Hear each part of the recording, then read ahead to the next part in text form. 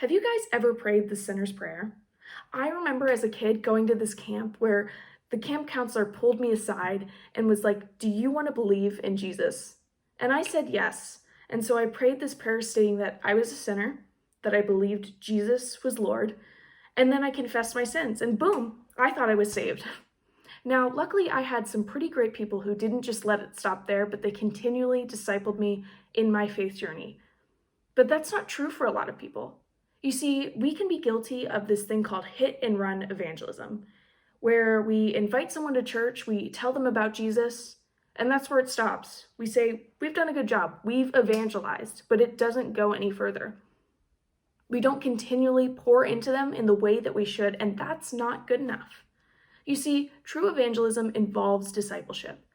In order to use evangelism as a tool to tell the message of the gospel, we need to actually begin with discipling people.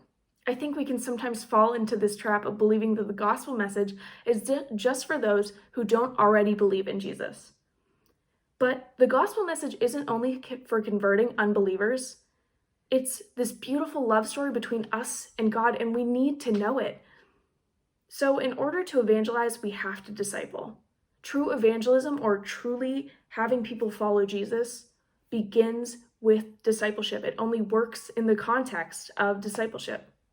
Jesus did it. If you look at his ministry here on earth, the people closest to him, those who continued to spread his word after he had died and been resurrected and gone up to heaven, tended to need to be discipled the most. They needed to hear the gospel message over and over and over again. The gospel stuck best with those that Jesus discipled the most. And this formation into a disciple didn't happen overnight. It wasn't immediate. It took a long time and a lot of reminding before they denied themselves, took up their cross, and followed him. So today, I'm going to challenge you guys to tell the gospel message to one person.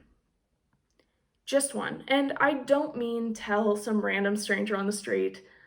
I mean, tell a friend, tell a family member. Tell them the gospel message.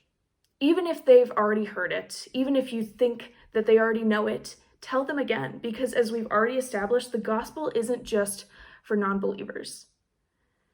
And that's all I ask.